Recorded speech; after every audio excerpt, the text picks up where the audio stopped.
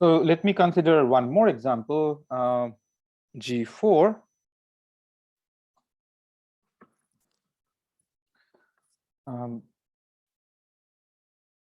G4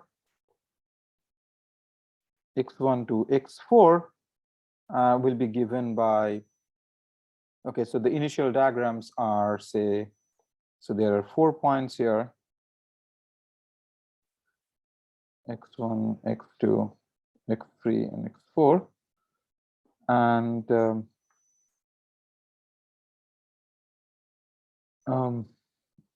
so there will be 3 variants. So let me draw them here.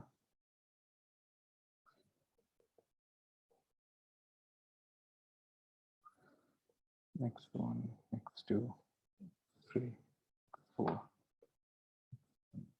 2, 3, 4. Okay, so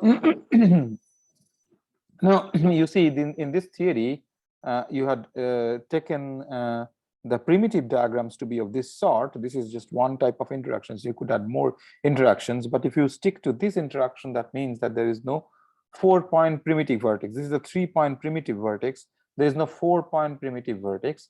You could add that too with a different coupling. You could add that to, also in your theory. That would be a different theory. And if you did that, then of course there will be a primitive diagram contributing to this. But in this theory, it's a cubic interaction theory. In this theory, there is no way the primitive vertex alone will contribute. So you need at least 2 vertices. So let me draw the 2 vertices here, here, and here. Now you have to draw the topological variants.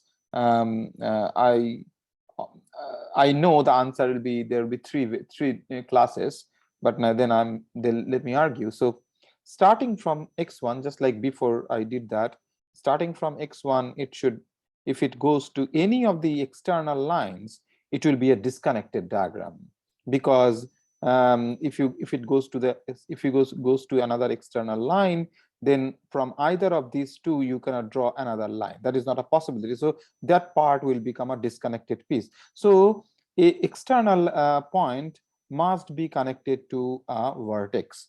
So question is that which vertex? So let us take this vertex first, and then the question is that if you take it, so from this vertex there will be 2 lines will, so from what I just said is that external point must be connected to a vertex, and I have chosen, this is not important because any of the vertices could be chosen. So I have chosen this vertex, and then from this vertex 2 lines should come out. If both the lines will go to external points, then again it will become a disconnected piece. You don't want that. So that means it must, one of the lines at least should go to the second vertex. So, and therefore you are left with one more line, and you can choose which way that line should go. If you send it to x2, then you have only this possibility. So this is the diagram. Similarly,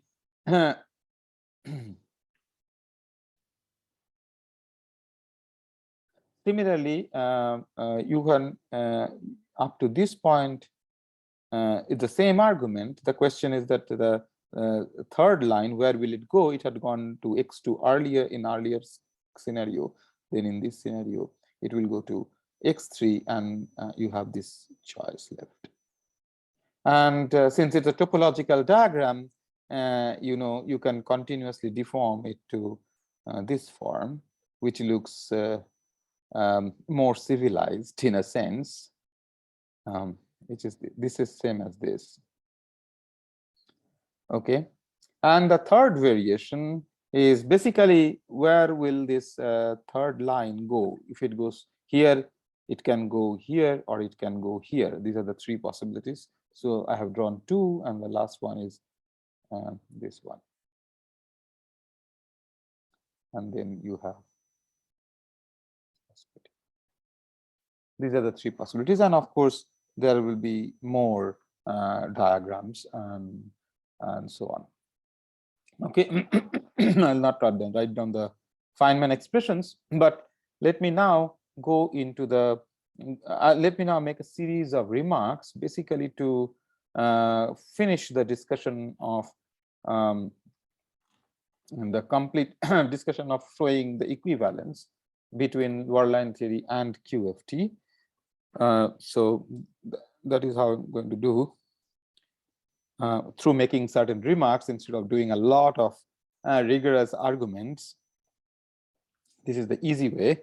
So first one, that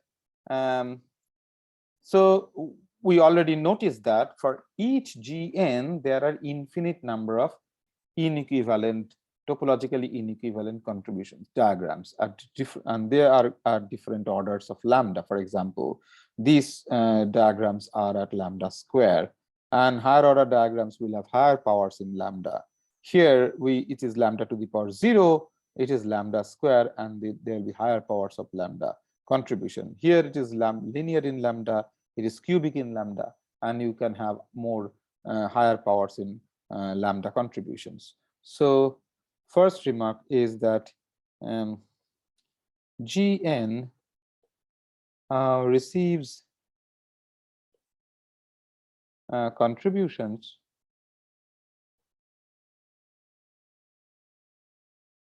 from infinite number of inequivalent diagrams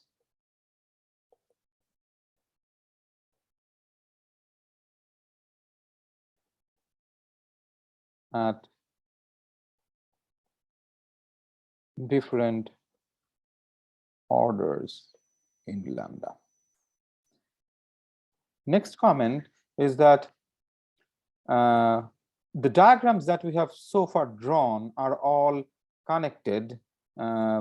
So we have drawn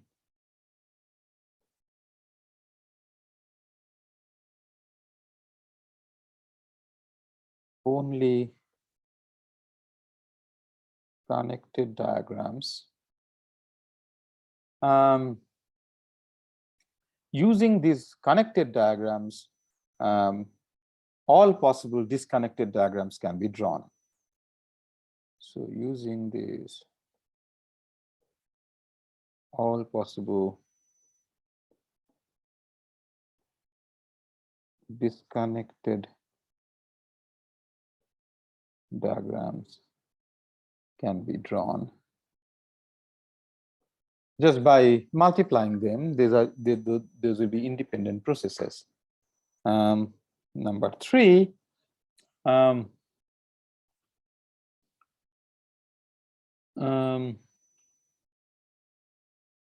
diagrams that I have drawn are not exhaustive at a particular order of lambda, not necessarily. It can be. So far, so diagrams drawn are only for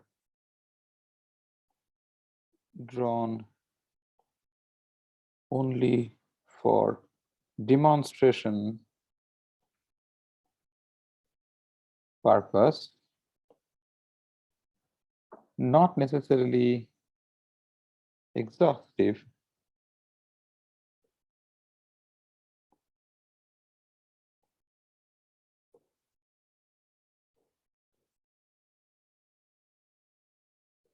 at a given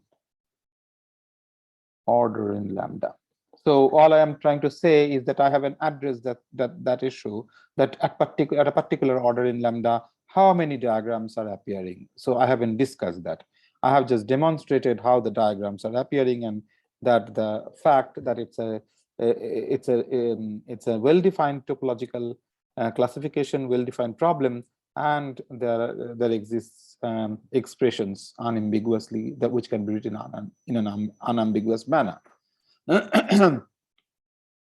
Also, so that expressions, those expressions, whatever I have written here, these expressions are only true up to a factor. Okay, so expressions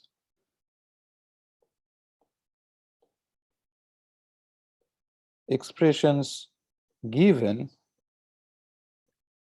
are only true up to factors, up to overall factors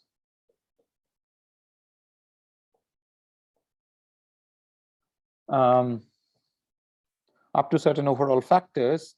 I haven't discussed or addressed that issue of what kind of factors, relative factors, relative strength should come when you add diagrams.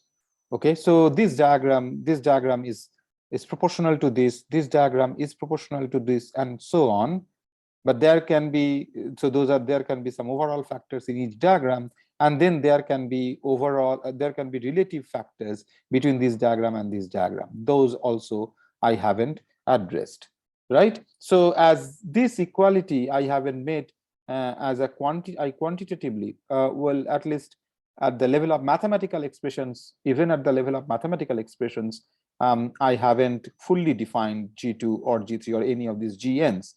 Of course, I have already said that I'm not going to do the calculation of these expressions. That is, I'm not going to determine what quantitatively what they are. So of course, I do not aim to define them quantitatively, but I could aim to define them as mathematical expressions.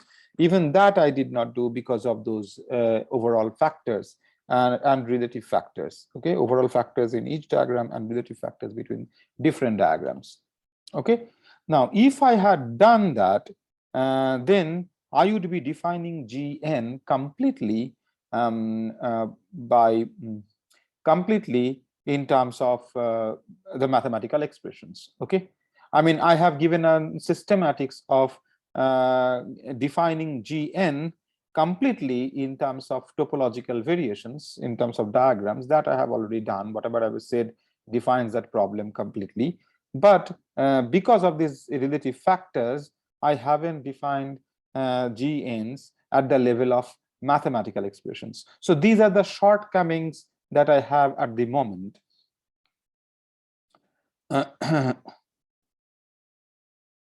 And but the point is that all these shortcomings can be cured with rigorous arguments. Okay, so that's the fifth point. However, all such shortcomings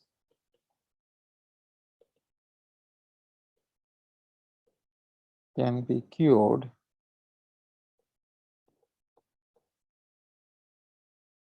by applying rigorous arguments.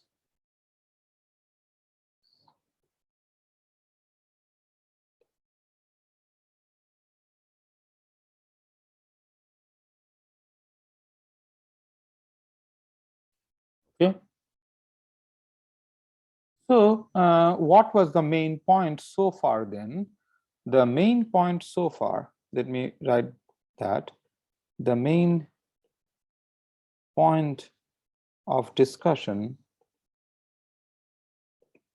so far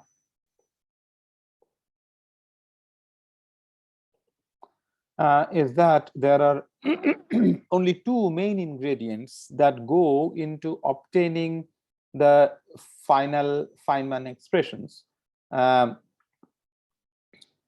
So one is the propagator as given by the worldline theory, and the other is some topological aspects, which includes the vertex strength or the coupling lambda. So these are the two aspects. So the main point that has been made so far is to demonstrate that there are only two aspects in defining the theory. One is propagator,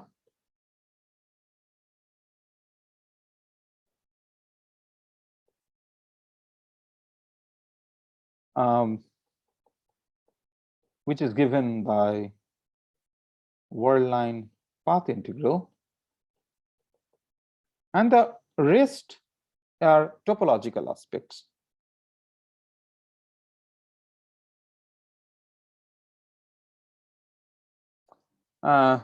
Which includes vertex strength lambda.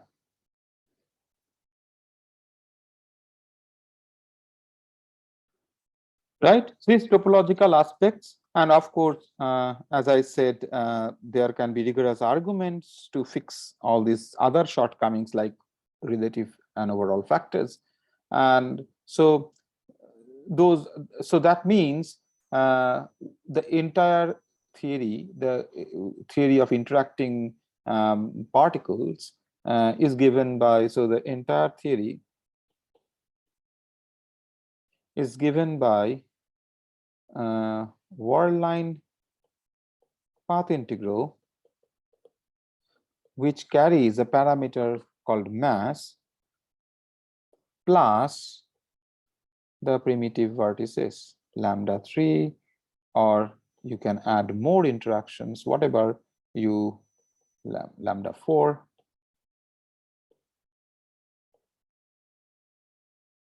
and so on. This is the entire theory. And so so that means the whatever we know about the worldline theory is sufficient to come up with a space-time theory which describes the interactions of particles. Now, one could go ahead and cure those shortcomings, that factors, and develop the entire theory and find out all GNs, and then go to the next step of evaluating quantitatively those Feynman expressions. So that is the next stage. But our first stage was to actually give the theory in terms of certain mathematical expressions before understanding what those expressions quantitatively mean. That part can be entirely done using this. Now, this is a claim. I haven't gone through the arguments of fixing those factors, etc. So I wouldn't do that now within this worldline theory discussion. What we will find is that this entire result, the entire systematics can be obtained from a different algorithm. So what I have described so far is basically an algorithm, and the various components of this algorithm. Like there are two components of the algorithm, which is the propagator and the topological aspects. Now, what next we will see is that the space-time quantum field theory can be viewed as an algorithm to arrive at the same answer. This is what we will see. So that is the final remark. So as I said, I'm not going to cure the shortcomings, the overall and relative factors within the worldline discussion any further. My worldline discussion ends right here. The comment that I'm making is that we set out to discuss was the equivalence between the worldline theory and QFT. We're using the worldline theory, what we can call as a complete space-time theory, and that notion has been defined, and the rigor has been claimed to exist. In the rigor means those factors, etc. And therefore we have come up with well-defined expressions to describe all processes in a theory. Now, what next has to be seen is that it will be shown, that is why you can claim that these two are equivalent. What will be shown is that the space-time QFT can be viewed as an algorithm which will give rise to the entire systematics that we just discussed. So space-time QFT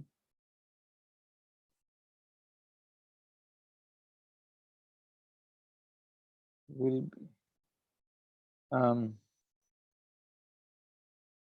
can be viewed as an algorithm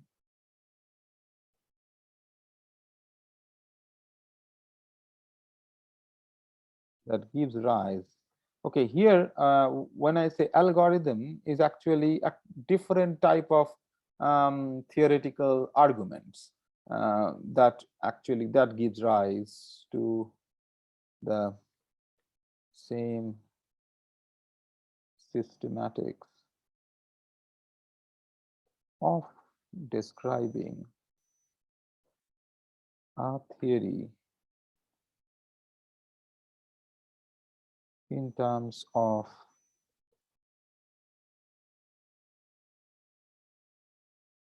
Gn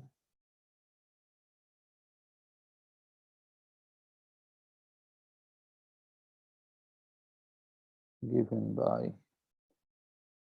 Feynman expressions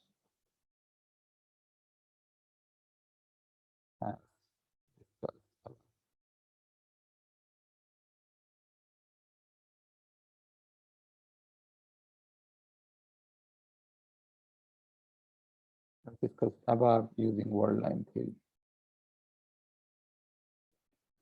So once you show that, then that will be the proof of the equivalence between these two. So I'm just claiming that the proof exists. And this is true, but to prove that, to make the proof complete, you have to give those arguments to calculate all the relative and overall factors, and also develop the entire QFT machinery to show that you get the same results. So I will not do this part, that worldline argument or the topological arguments to come up with the same type of factors. But what I will do is to next is to go into the jump into the space QFT machinery and show that using the QFT machinery you get all these answers, and that is actually another a derivation of those overall and relative factors. So QFT machinery will give answers to all to the entire results, all results. In the worldline theory, it is like at each step, in order to create a logically consistent construction, you are introducing various components. First, you naturally defined worldline theory and got the propagator, and then you introduced interactions and then argued that these are all topological stuff, and therefore just by doing topological arguments you can come up with this final results. So we can so now in the QFT machinery, you just do the QFT calculations, and you end up getting the same results, everything together. You prove that the result, first you define Gn using QFT machinery, and then show that it becomes a topological quantity. Show that what the relative and overall factors it should come with. So this is all going to be derived from the same platform of QFT machinery.